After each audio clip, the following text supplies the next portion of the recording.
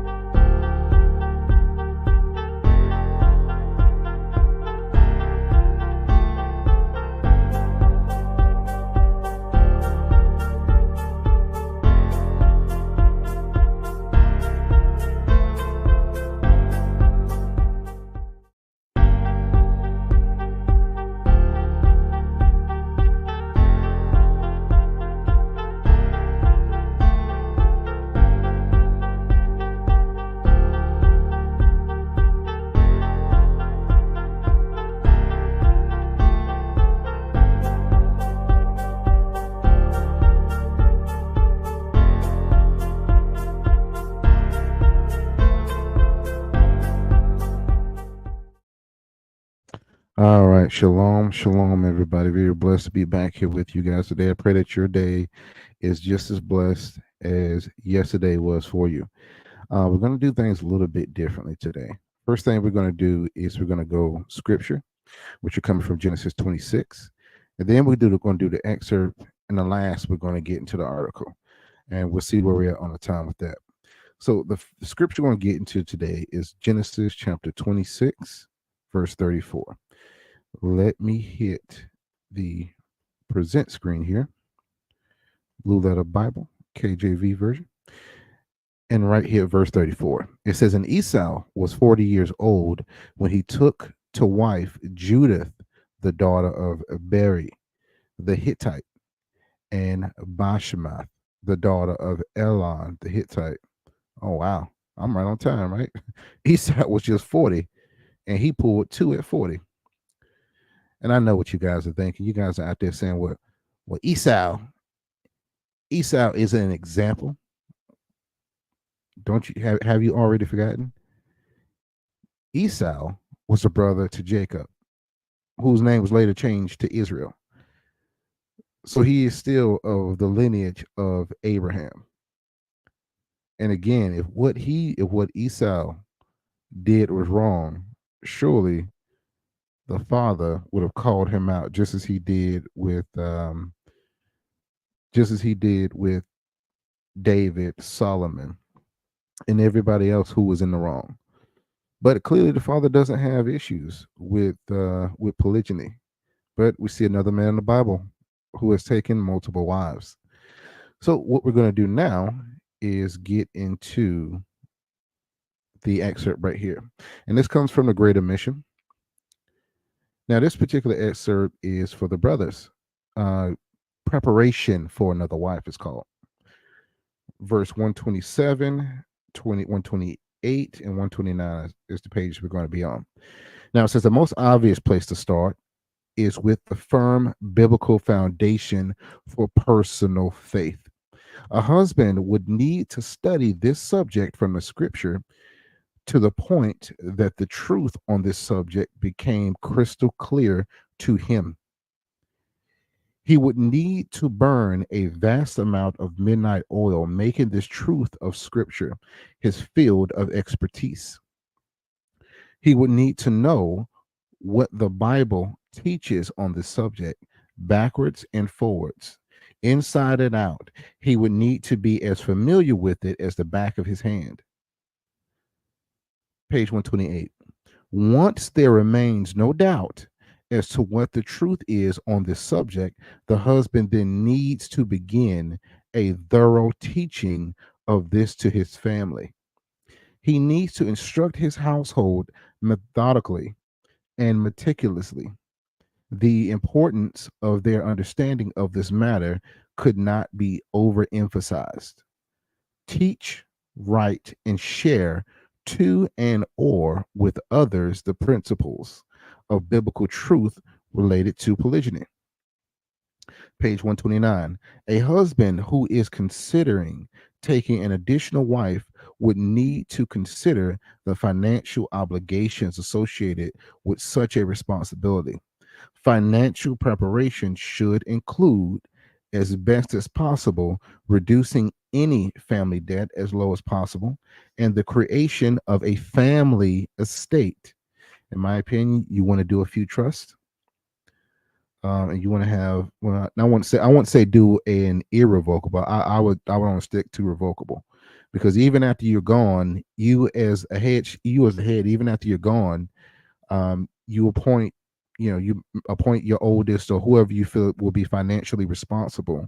You would appoint them as trustee over the estate, and then even after you're gone, they can still operate using that trust. Forgive me, I said estate.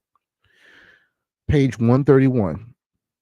This direction of the Lord will be important in finding a good wife, as important in finding an additional one as it was the first. Perhaps God has already laid a particular woman on a husband's heart. This may be the passion that drives his Bible study and ardent pursuit of this course in life. He already loves her and is simply getting ready for her. And that's beautiful. That's beautiful. You can tell how the Father transforms a man's heart. That's what we always read about. We always read about how the Father is transforming a man's heart and have him opening his heart up to an additional Isha. So that's the excerpt from the Great Omission. And as always, give me a few minutes once this post, and look in the comment section. I will put the links to the scripture, the book that you can buy on Amazon, and the article that we're going to be going over today. And speaking of which, let's go ahead and pull that up. This particular article is Men Are 6 times more open to polygynous relationships than women. And I get it. I know what you ladies are saying. You ladies are saying, well, of course he is. He gets to have all the sex he wants to. Ladies, if you were more than enough for one man, which we know isn't true, there would be no need for polygynous relationships. Or as a matter of fact, there actually would not be more women on earth. God made so many helpers for us as men is crazy. And that's why I'm preaching that you guys come in line with your true calling, because what a man like it or not, we do need to help. So let's go into the article here. New research conducted in the United Kingdom found that multi-partner relationships are generally less desirable than singleness and monogamy. However, the study found that men are 6 times more likely than women to be open to polygynous relationships, which involve one man with multiple female partners. Among the least desired relationship types was two-timing, where one person has two partners who are unaware of each other. The paper was published in Archives of Sexual Behavior. Polygamy is a marriage practice where an individual has more than one spouse simultaneously. Now, polygamy is a more broader term, and it applies to where men have more than one woman, and women that's married to one man have more than one man, husband as she calls them, which is just adultery. It's just straight out sin. Or you get caught up in polygamy, which is most notably known as a wife having more than one husband. They're doing that stuff over in Africa too. But what the Bible pushes and condones is polygyny. which is one man having multiple wives, as we saw with our brother Esau. Now, this practice can manifest in two forms: polygyny, which is what we're talking about, um, and polyandry, where one woman marries multiple men. Polygamy has historical roots in numerous cultures and is practiced in parts of Africa, the Middle East, and Asia. Most traditional human cultures permit at least some form of having multiple partners. That's why there's people out here today that don't want to get married. They want multiple partners, even men out here, that's just knocking it down. That's just knocking it down or paying for it. They have those are concubines. There's an agreement between those two adults. She might come over on Tuesday and Friday, do her wifely duties, then go back to her place and go on about her life. And then Monday, Wednesday, and Thursday, you got another concubine coming over. She get knocked down Monday, Wednesday, and Thursday. She over at your spot doing her wifely things. You might pay a bill or two. This is a concubine, this isn't a wife. Or as women, as it says right here.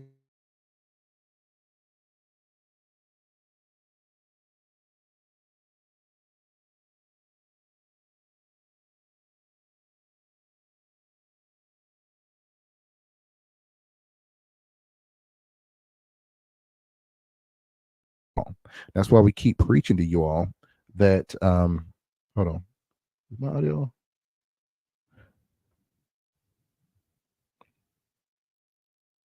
Yeah, it was strange. That was strange. All right, but anyway, that's why we keep preaching that when it comes to women having multiple men, it's not smart for you guys. It's just not smart. Because when you look at polyandry, women will go off and sleep with multiple men and they'll end up getting attached.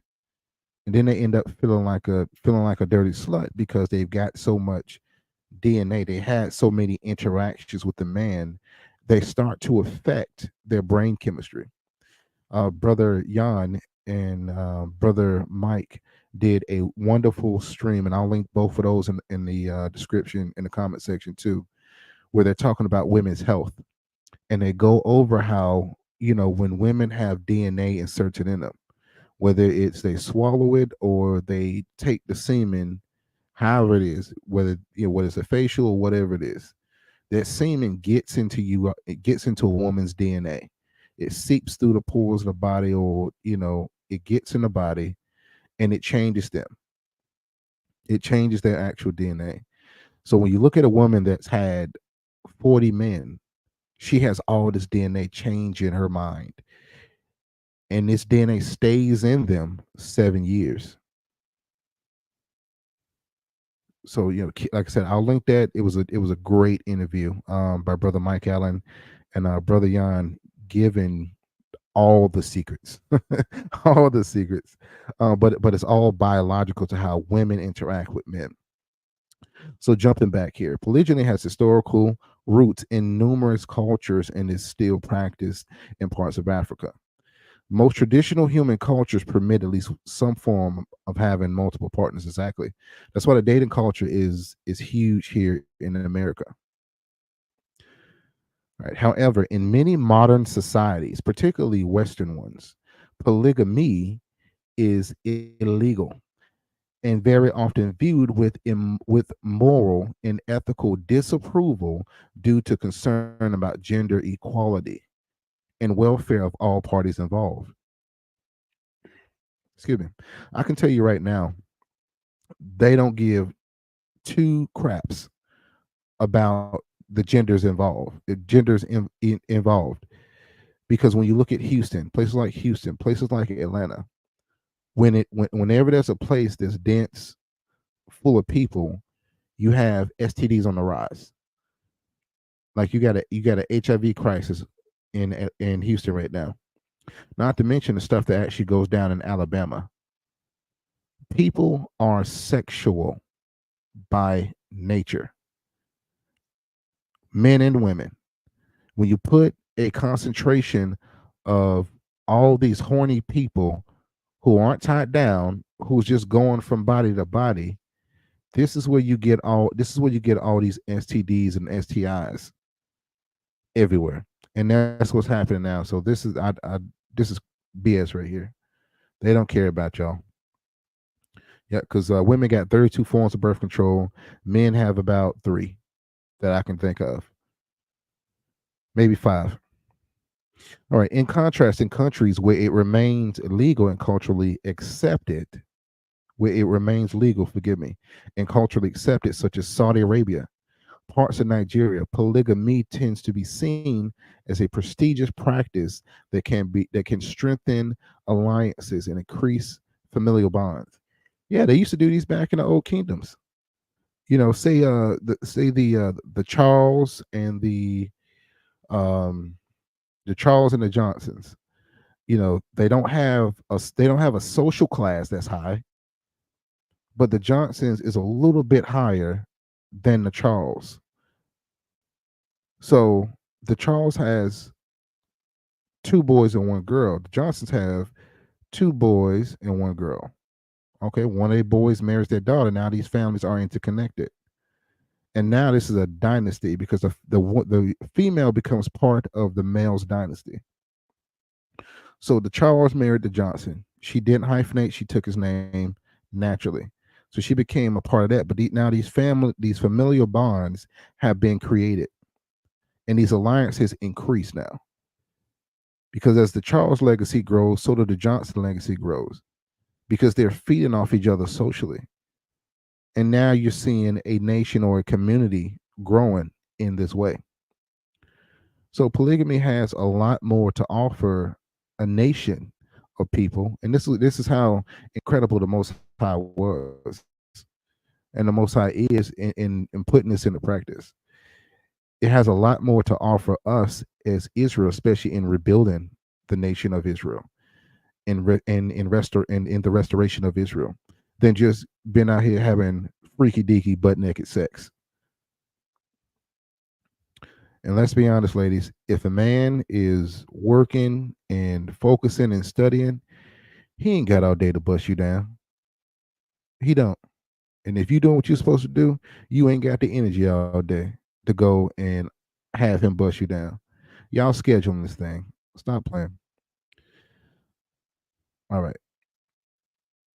Study author Andrew G. Thomas and his colleagues wanted to assess how much interest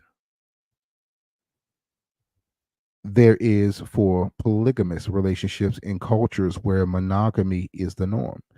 They were also interested in discovering psychological and environmental factors that might explain such interest. Nothing that the desire for polygamy could be higher amongst those who stand to gain more in terms of reproductive success. So what that means is if she's fertile myrtle, right? As we looked at in the first book of Exodus, when we broke down the definition of a lively woman, because the Israelites were lively women, right? That means that they were very fertile. So she's a fertile myrtle woman. Polygamy stands a person in polygyny, a man in polygyny stands to gain more from her reproductive success because she's more fertile than the average or the normal, especially if he's looking to have a son or leave a legacy or to even build a legacy.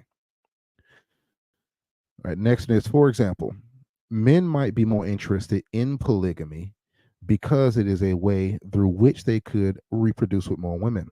And there's nothing wrong with that. We got to stop demonizing men because God gave us a sex drive that likes women. God gave you all as women the equipment to satisfy us. That's why you were naturally born with vagina. Similarly, women might be less interested in polygamy if that would lead to a loss of investment from their current partner. So basically, if a woman's losing, she'll be less interested, which is understandable. Because when you look at Esau, Esau wasn't a poor man from the scripture we read. He was about 40 from the verse in Genesis 26:34. He wasn't a poor man. As a matter of fact, when him and Jacob came face to face again, it was like two armies. As a matter of fact, Jacob was fearful for his family. He was, oh Lord, I got to come up against Esau again. He prepared his family. He told his servants, hey, some stuff go down, protect these kids, protect my wife and my kids. So Esau wasn't by any means, he didn't miss any of the blessing, even though Jacob stole the blessing. But what I'm saying is Esau was a man of means to provide, clearly. So similarly, women might be less interested. However, single women who are unable to secure an exclusive investment from a specific man, that means monogamy, might be more open to polygyny. So basically, when the clock runs out, when they've wasted years on the carousel, on the CC carousel, when they wasted years on the casting couch, then they will settle for polygyny. And this is absolutely the wrong idea for any woman to think about settling for polygyny, because there's no such thing as settling for polygyny. The Father has done you a favor by gifting you to be able to come into a household that's already established with a wife or two before you. So that means it's a well-oiled machine, and you have a place to come into that you can actually learn from women, wise women that have been in this thing already, that are willing to teach you, that are willing to lead you. It's like washing hands. You're the dirty hand, and the clean hand comes to wash you clean. You know, the right hand is the man, the left hand is the women. Both of them are just washing you clean. You thought polygyny was bad all along. Nope. You get your own room or your own house, depending on how y'all come to an agreement. You taken care of. I guarantee you, ladies, you're gonna be like, "What was I so afraid?" If you gonna be like, "What was I so afraid of? What was I so afraid of?" That's like what you're gonna say. You're gonna say, "What was I so afraid of?" Now, women that are younger, more attractive, and in higher social status might be less interested in polygyny. Why is that? And these are the PhDs, the career oriented women, the I'm a manifest women, and they ain't manifested nothing but STDs. So, but why are these women so much less interested in polygyny? They're less interested in it because they believe their social status is on the same level of a man, and it's always going to be lower. It's always going to be lower. The researchers conducted two studies to explore these dynamics. In the first study, 393 heterosexual residents of the UK participated with an average age of 25 years, and 63% of them were women. So see, you already see the disproportion right here. More than 50% are women. They were recruited through social media to complete a social sexual orientation inventory, revised and other questionnaires developed by the study authors to assess their interest in and knowledge of polygyny. These questionnaires determine polygamy as committed, consensual, and exclusively one-to-many relationships, including marriage. The second study involved 735 heterosexual UK residents recruited through prolific participants who were paid. So they had to pay men to take this. The women did it for free on social media. So they were paid 7.5 GBP per hour. Had an average of 33 years. 57% were men, 66% were in committed relationships. So out of all these men, the majority of them were already in relationships and looking for. They were introduced to the concept of polygyny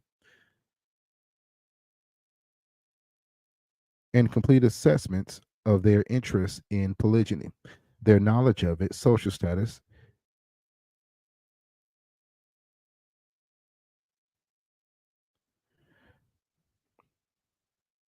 self-perceived mate value, and intersexual competitiveness.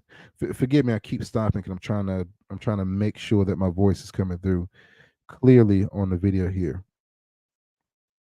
But that's the time for this one right here. That's time for this one right here. I'll be back with 7 tomorrow for you guys, and I'll make sure I have a better connection. I pray that this came through for you guys, and I pray that bless you as much it blessed me to do it. I will catch you guys on the next one. You guys always go with God, and shalom, shalom.